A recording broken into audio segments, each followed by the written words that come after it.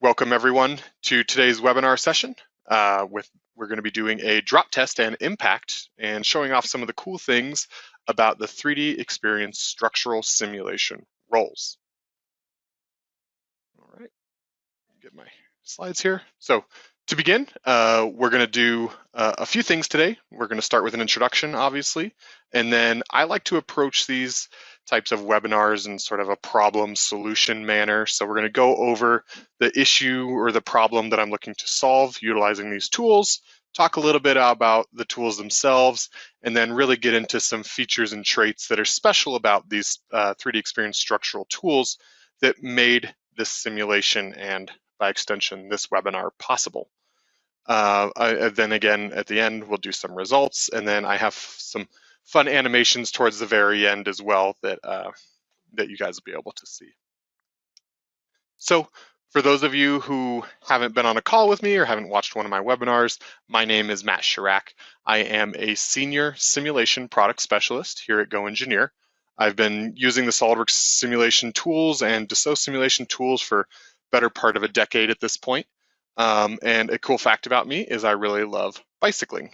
And that was sort of the impetus that gave me the inspiration to produce this webinar today. So this is the type of simulation scenario that I would be looking to do. We have a mountain biker going over a jump, landing on a slight decline, and there's a lot of stresses and a lot of sort of dynamics that go into this type of phenomenon that I want to make sure that we can capture using a finite element analysis tool. So also recently, I bought an electric bicycle, and I noticed, the first thing I noticed when I got onto my e-bike is that it's very heavy. The battery and the motor add a lot of weight to the structure itself. So I was curious, you know, my e-bike versus a traditional mountain bike, how does it add up, right? Could I still take this thing off a jump and not totally, you know, eat dirt, so to speak, right? So that's kind of the high end view of what we're going to be looking to simulate today is, can I jump my e-bike, right? So our problem statement is we want to perform a quote unquote drop test on an electric bicycle. So you can see a model of the bicycle there on the right. That's not the exact model that I have, but I felt that it was pretty representative of you know, an e-bike in general. My bike is a class 2 electric bike, which means that it maxes out at 20 miles an hour with the electric assist. So that's going to be the speed at which we're looking to simulate the drop and the impact today. Because a bicycle goes forward when it goes over a jump as well as coming down, you know, the velocity vectors for gravity and the physical bike are going to differ. And by extension, the velocity vectors for the rider are going to be the same as the bike, right? So we want to make sure that we're taking into account the weight of the rider on the bicycle as well. There's a really neat feature in ABAQUS and 3DEXPERIENCE called fluid cavity that actually lets us inflate the tires so that we have real behavior of the inside of the tires with you know, a fluid cavity that's pressurized so that we actually have the added stiffness to the pressure in there. So we're going to make sure to utilize that. And then the real tricky part about doing any type of, you know, cycling or suspension type of analysis is the suspension itself, right? Especially nowadays, early on in mountain bike suspension, they were just simple spring systems, but nowadays, a lot of times it's a compressed gas and you're adjusting sort of an orifice opening and it's forcing the gas through there. And there's a lot of damping that goes into that, and they're actually pretty complex systems. So I want to make sure that I, as accurately as I can, replicate the response of a front suspension on a mountain bike.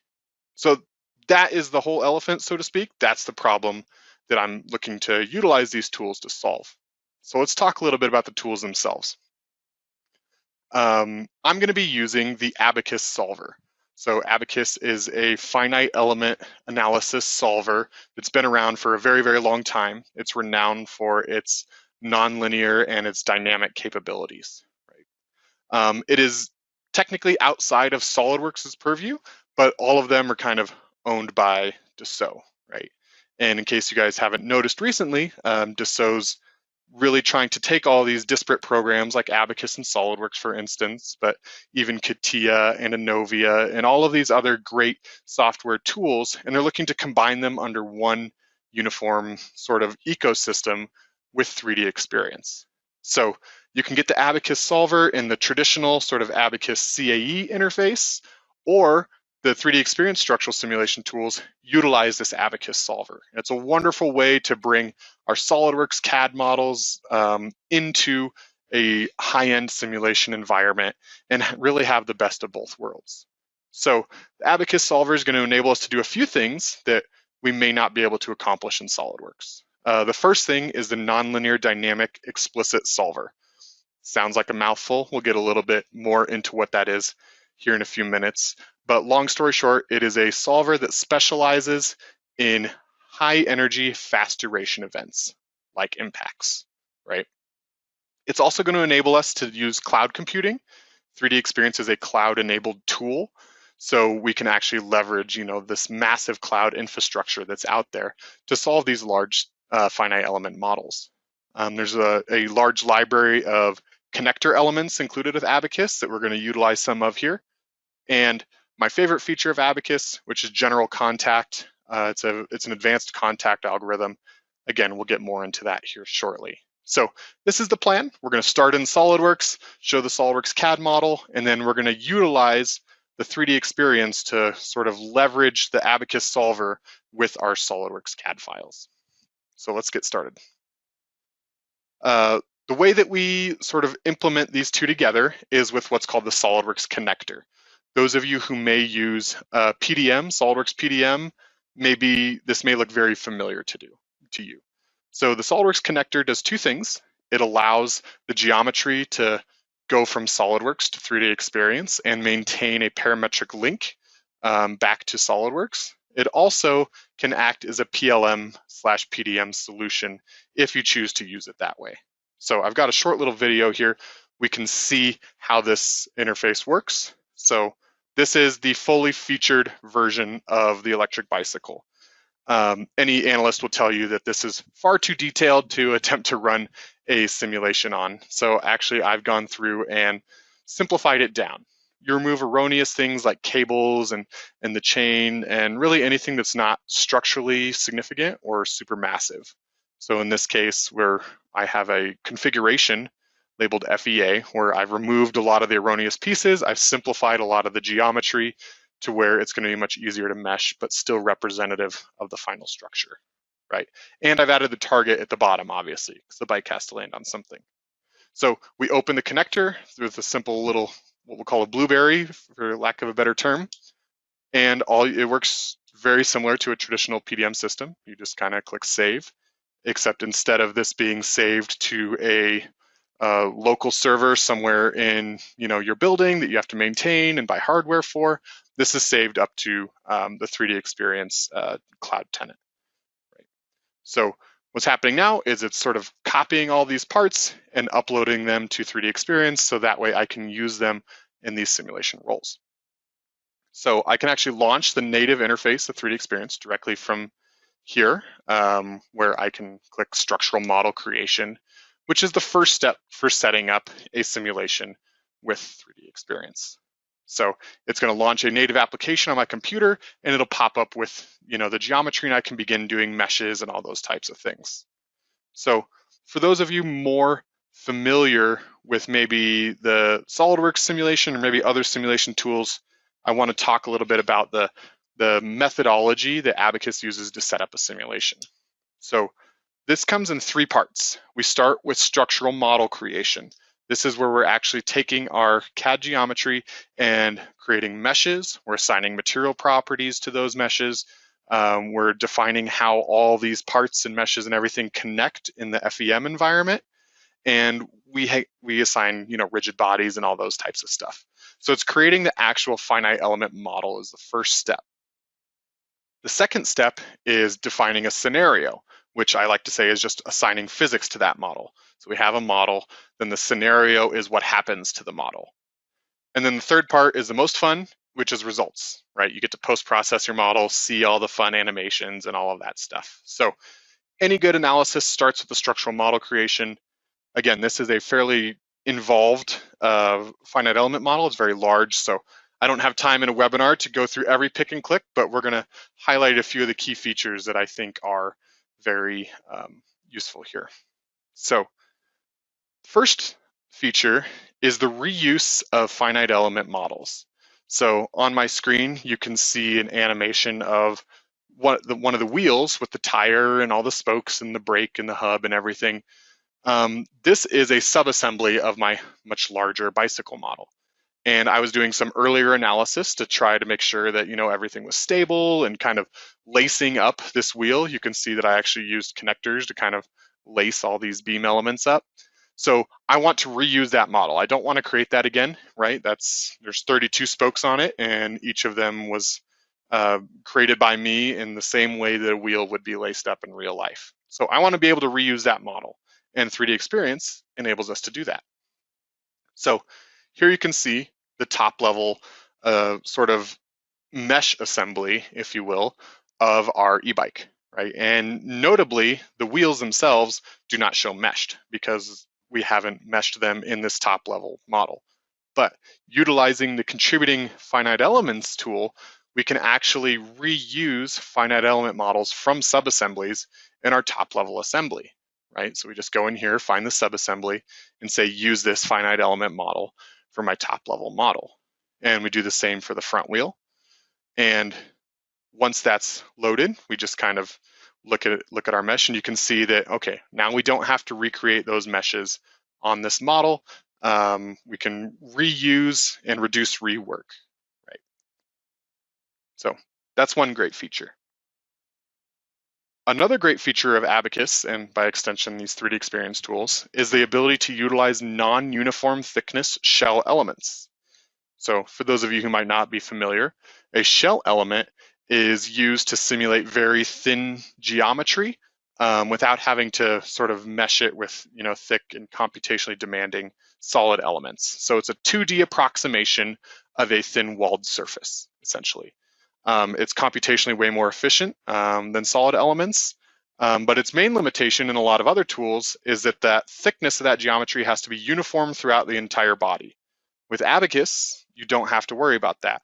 We can actually map our shell thickness to be variable, and we can use the actual CAD, the 3D solid CAD, as a template to map that thickness. So let me show you how that works. So here again is our bicycle, and we're going to use a clipping element so you can see some of the areas that may be thicker and thinner. You can get an idea for where these non-uniform thicknesses are. So you can see at the top, it's a little bit thicker on the bottom, a little thinner as it comes around the outside. And then same down here, you can see it's a little bit thicker as it gets closer to the main body of the structure, and then thinner as it goes out towards closer to the rear wheel. So traditionally with other tools, we wouldn't be able to mesh that with shell elements. But enabled with ABAQUS, we can click a shell definition here, and I can simply just grab the mesh of that bicycle frame body, and I can say, get the thickness data from the physical solid geometry. So all I have to do is click that solid body, and it's gonna map the thickness of that to my shell mesh, right? And then we're gonna get the thickness from that, and then we're gonna assign a simple 6061 T6 aluminum to the body. We can verify this through a simple color plot where we plot the variable shell thickness, right? So we can just create a simple plot here, and you can now see that that bike frame has thicker elements in some areas and thinner elements in others. This is very common in the composites industry and others where you might have non-uniform thickness layups and that type of thing. So you can see it's a little bit thicker, again, right where we were seeing it before, and a little bit thinner towards the back. All right, and then obviously closer to the battery, it's a little bit thicker as well because again, that battery is heavy, right? Okay, the next topic I'd like to cover is all of our connector elements. So there's a whole library of connector elements included with ABAQUS and by extension 3DEXPERIENCE. And I'm just going to go over some of the big ones that I used here. So beam elements are a great way to sort of approximate very thin geometries or to rigidly connect geometry to each other. So for instance, the spokes on my wheel, as I mentioned earlier, I went and actually removed the physical geometry from the CAD model and I replaced them with these rigid beam elements.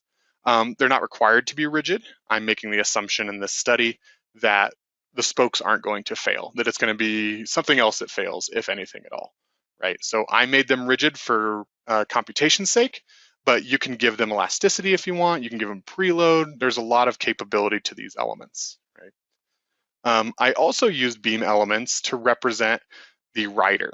So getting an actual sort of dummy model, finite element model of a human body is difficult, and it's cumbersome to work with when you have one. But I'm not really interested in simulating the human body here.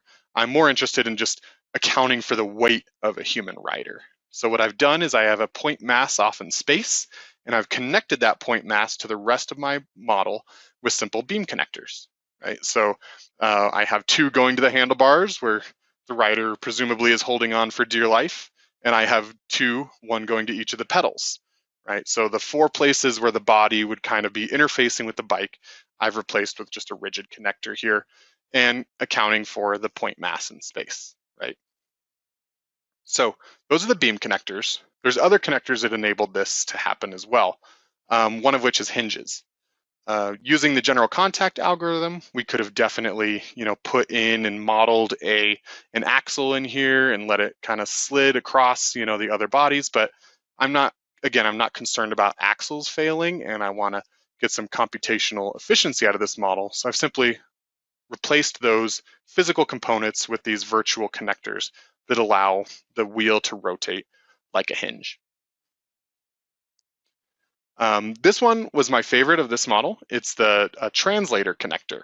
Again, ABAQUS has a very, very large library of connector elements, but this one was really useful in this case.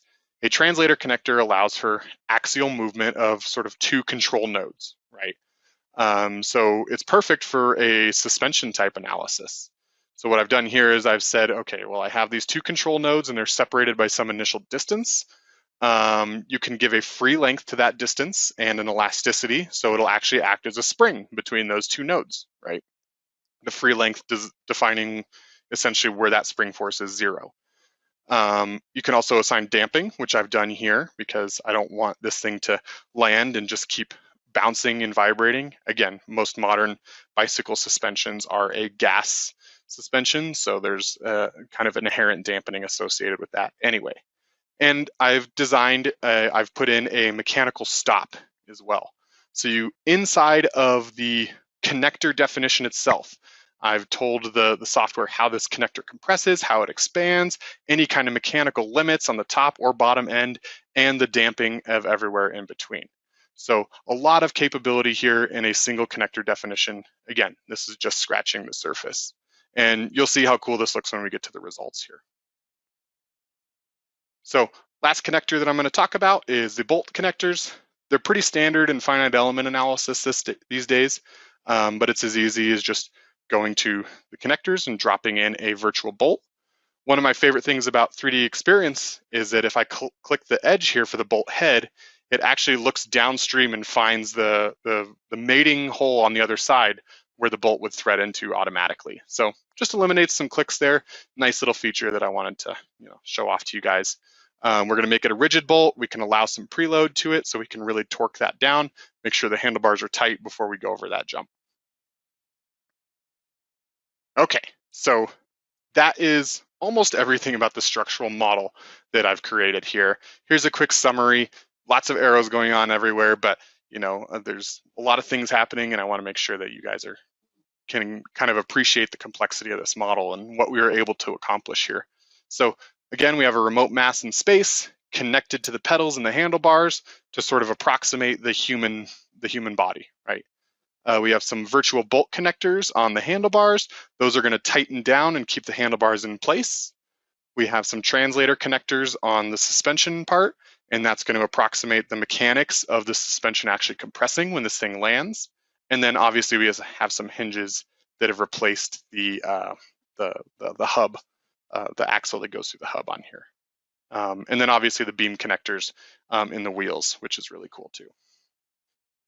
So moving on, we'll talk a little bit about the physics now. And this is actually the easier part of designing any sort of drop test using 3DEXPERIENCE or ABAQUS, because the physics of a drop are pretty simple, right? You're dropping at X speed and you hit Y thing, right? So it's pretty easy to set up the physics here, but there's a few things that I wanted to, again, a few features that I really like to point out to you guys. The first of which is I want to talk a little bit about the explicit dynamic solver. So this is a very special solver scheme. ABAQUS is world leader in explicit dynamics, but some of you may not be familiar with this type of solver scheme. So a implicit FEA solver, which is kind of the opposite, the way that they work is, for nonlinear anyway, you would take a small step in time, or actually kind of a larger step in time, and you would calculate sort of residual error and convergence at each step. And then you take another step and you calculate error and convergence and another step. So you can get through large time scales relatively quickly, but you have to have a nice continuous sort of deformation. And those convergence checks can be computationally demanding. Explicit kind of works the other way, where it is a conditionally stable FEA solver, but the condition for stability is that your time step is small enough. So I'm talking time steps sometimes on the order of microseconds. So this is why this type of solver isn't used everywhere, because computationally it's very inefficient for long time scales. But it works really great for, high energy, fast duration events. Because its only stability criteria is based on time step and not convergence, you can simulate very highly discontinuous events like impacts and drops. And that's really its main application. For those of you curious about the math of how that time step is sort of determined for an explicit study, it is determined by the time it takes for an elastic wave to go through the smallest element in your model. So think of like the speed of sound through the smallest element in your model.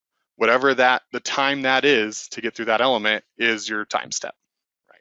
So you can alter that one of two ways. You can either make bigger elements so that the sound wave takes longer to get through it, or you can increase the density of that element so that the material is more resistant to that elastic wave, right? You can accomplish this in a few different ways with mass scaling and stuff like that. We don't need to get too deep into the weeds. Again, this could be a whole webinar topic on its own. But I really just wanted to point out that this is a really powerful solver scheme. And because of the way that it works, it actually allows for bigger throughput of your models with CPU cores. So it actually scales a lot better with number of CPUs than a traditional implicit solver does. In most cases, obviously there's caveats to everything. So this is really great for cloud computing type applications as enabled by 3DEXPERIENCE. So let's look at some examples here. First thing I want to show you is the cavity pressure feature. This is a feature introduced in ABAQUS for the purpose of inflating airbags, doing simulation of airbag inflation and that type of thing. But I've been finding all sorts of uses for it outside of that application. It's more than just a static pressure assigned to surfaces. It actually is a fully encapsulated fluid cavity that if the structure compresses at all, the pressure in the fluid actually goes up and it's distributed throughout all the other elements. So it is an intelligent kind of fluid cavity with feedback based on the size of the cavity itself. So in our case, we're assigning 40 PSI, which is a little overinflated for most mountain bike tires, but that's okay. But yeah, let's take a look. So again, here's our bike, and assigning fluid cavity is a lot like assigning any other load. We can just grab it out of the command manager here. And because we imported those subassembly finite element models, we can actually grab their fluid cavity abstractions directly from the list here. again, being able to import those subassembly FEMs is huge. And then we just enter a cavity pressure definition here. So 275,000 pascals is about 40 PSI. And we give it an amplitude. The amplitude is how fast we're increasing that pressure. The way I've decided to set up this model is I'm actually inflating the fluid cavity and tightening down the bolts in the first couple increments of the model. So I have a fast inflation and bolt torque happening before this thing actually hits the ground, right? There's a few other ways to tackle that, but that's just how I've decided to accomplish this in this webinar here. You can see on the screen, I have the little blue arrows indicating the direction of where my fluid is in relation to these cavities. They're pointing into the wheel. That's great. So the next things I wanted to point out as far as the setup is our initial conditions. And this is really the core physics of any drop test, is you just have to tell it what's dropping and how fast, right? So on the right, you can see my initial translation, 8.9 meters per second. I like the metric system, but that equates to about 20 miles an hour. And you can see the loading vectors associated with that. They're not just straight down, right? They're at a kind of an angle here relative to the bike and relative to the target surface. The other initial condition is really cool. I was actually able to simultaneously assign a rotation, an initial rotation to the wheels, right? When the bike is going through the air, as we saw in the animation at the beginning, the wheels are still spinning. So I want to make sure when this thing hits that the wheels are actually spinning at the correct speed or near enough the correct speed, right? So I have them assigned at 260 RPM, which based on their diameter is about 20 miles an hour. All right. General contact, as I said before, is probably my favorite feature of ABAQUS. It allows us to consider contact in an entire domain versus having to assign contact pairs individually, as in a lot of other FEA tools. So you can kind of see my little animation down here in the left. This is more how traditional FEA assigns contact, where you have to say green hits blue here, blue hits red here, red hits green here. It's very manually intensive. It takes a lot of clicks from the user, whereas general contact just considers contact in the entire domain.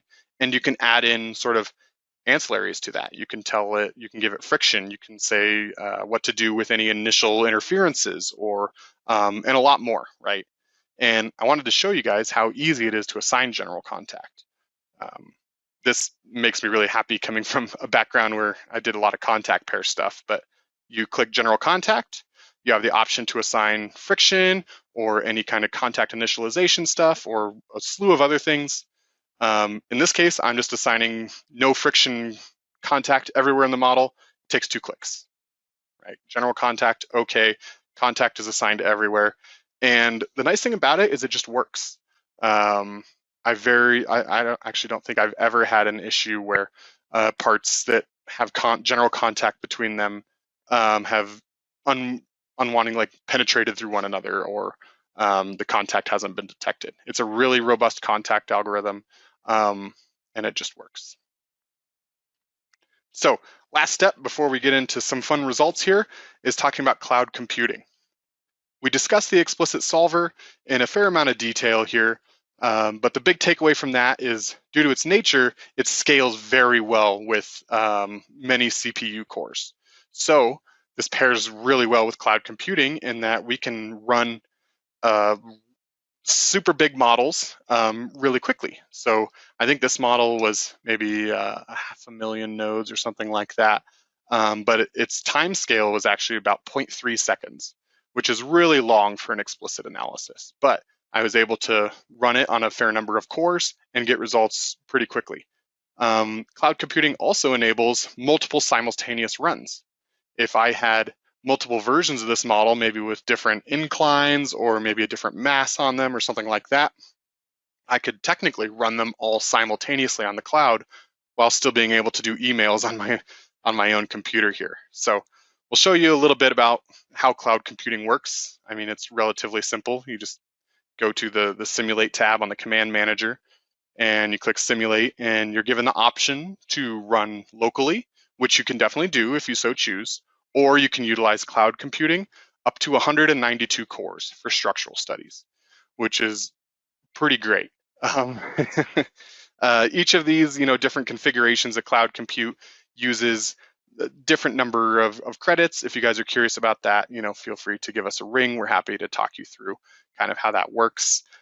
Also, there's a great webinar by a colleague of mine, Marcel. He did a wonderful webinar about cloud computing and how we use it internally in our consulting services division for all of our simulation solves. It actually increased our throughput and ended up saving us a lot of money being able to use cloud computing versus traditional HPC clusters.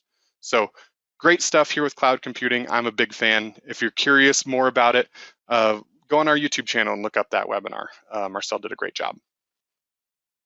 So summary of our scenario, it's pretty simple. The thing's falling at 20 miles an hour. Wheels are rotating with essentially an equivalent rotational speed. I have a bolt preload on the handlebars to kind of hold the handlebars in place. The tires are being inflated up to 40 PSI.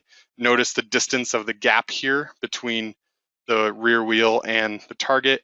This is so that my bolt preload and my pressure have enough time to sort of get full before the thing actually hits. In terms of fixtures, we obviously have to put a clamp on the ground here. The ground doesn't move when you hit it, usually. And then generally, if you were to jump a mountain bike, there's some feedback from the rider. The rider will generally try to keep it upright and not, pitching one way or the other.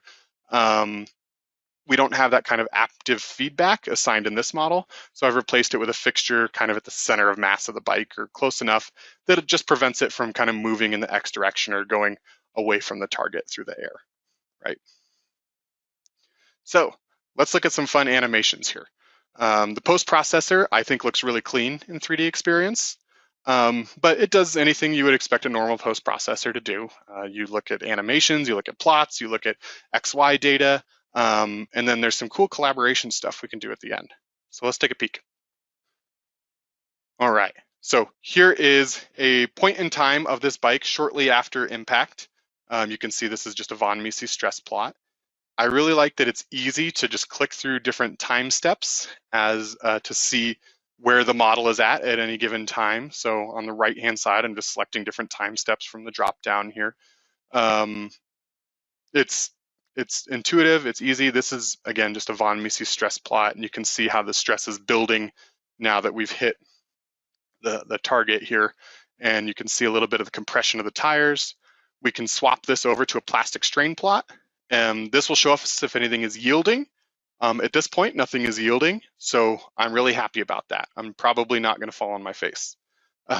We can look at a displacement plot here as well. This gives us a feel for how things are moving.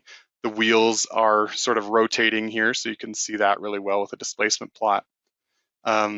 Really easy to do sectioning and any sort of like probing of results. You've probably seen my cursor on the screen showing numbers wherever I'm hovering.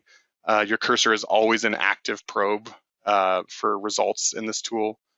But it's easy to grab triads and move them through. You can see how much that shock, the suspension, is compressed due to this in that view. We can make pretty pictures all day, but eventually we need some hard data. So we can do a XY plot, and we can maybe plot the target or the ramp and how much reaction force is imparted to the ground when this thing lands, right? So in this case, you can see that there's two distinct peaks. One is for the front wheel. Notice how smooth that one is. And the other is for the rear wheel. The rear wheel is much more rigid connection. There's no suspension on the rear. So you can see how much sort of vibration happens when the rear wheel hits. And you'll see that here in a second when we get to the animations. It's easy to go and hide components. So for instance, I want to hide the sort of target surface here so that I can really see the deformation of these wheels with that fluid cavity in there. And it looks really good.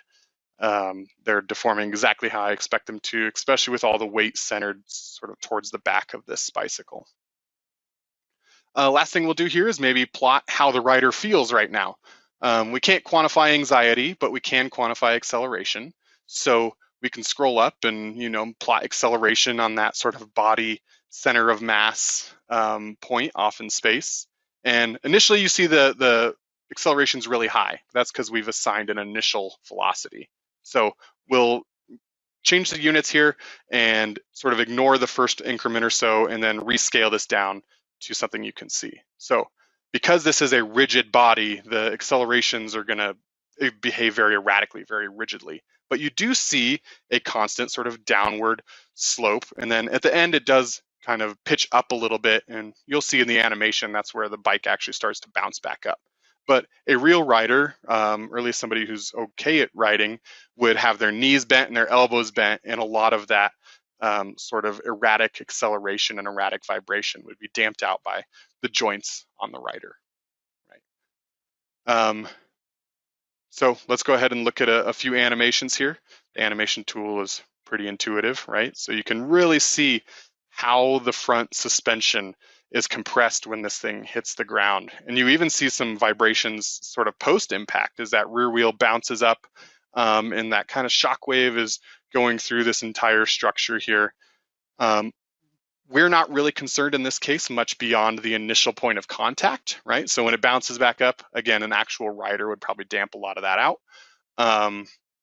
But that initial impact is what we're really concerned about. And we're concerned about if there's any yielding or plastic strain happening. So in the bottom left is a displacement plot like we saw. Bottom right is a von Mises stress plot. So you can really see how that stress wave kind of propagates through the frame during the impact. Upper right is a first principle stress.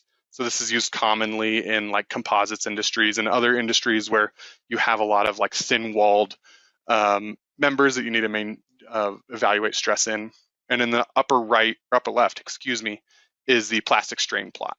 But that is all blue, indicating that there's no post-yield happening. And the bike probably isn't going to fail due to this jump. So I would say, all things considered, we're in pretty good shape here. Some cool ancillary stuff you can do with 3DEXPERIENCE. So everything I've shown you up until now, ABAQUS CAE can do it on its own, right? So it's a different interface, same solver. I keep kind of harping on that. There's kind of two ways to get into ABAQUS. But the traditional ABAQUS does not have this capability where we can log in via a web browser. This is just Google Chrome. And I can actually view lightweight simulation results directly through my web browser. So this is a dashboard I created to, look at this e-bike model. And using, it's very similar setup to the regular post processor that we were just looking at. But you can rotate this around in 3 dimensions. You can play animations. So you can't do full post processing in here, but this is great for communication to maybe other stakeholders in your business on your simulation results. So if you have a manager maybe who doesn't have a simulation license, but he needs to look at your work, you can, send him this file on a 3D Play dashboard, and he can, review it. There's some markup capability in here as well. Another neat functionality is you can actually publish this to either like a community on 3DEXPERIENCE, internal to your business, of course, or you can send it as like a message, right? So it works very similarly to like a social media kind of thing where you can actually, share stuff and send things as messages. So, we've all kind of played around with that stuff a little bit. It works very similarly to that. So this ability to collaborate and send these results to other stakeholders who may or may not have simulation is a really powerful feature, and it beats the heck out of taking a screenshot and putting it in a PowerPoint presentation. So that is the end of my planned content here. You can see my email on the screen. I'll also post it in chat here shortly. After this slide, though, I do have a blooper reel that I'd like to have as we look through the questions. So I am a human being, and turns out I'm worse at doing mountain bike jumps virtually than I am in real life somehow. So here's a few of my failed attempts where I was learning things, right? I was trying to get the software to behave, not that it's software's fault, but I was learning how to get things to work and learning a lot about explicit dynamic analysis along the way, right? So you can see a few of these, the wheels aren't rotating. On one of them, the wheel just falls off because I didn't have the mechanical locks on the translator connectors. So I really learned a lot through this project, and I feel like you learn more through your failures than you learn through your successes. So just wanted to share some of those neat little things with you guys here. Looking at the chat, not a ton of questions. I do see one in the Q&A panel here. It says, what does PLM PDM stand for? That stands for Product Lifecycle Management or Product Data Management. So think of like check in, check out, revisioning parts, that type of stuff.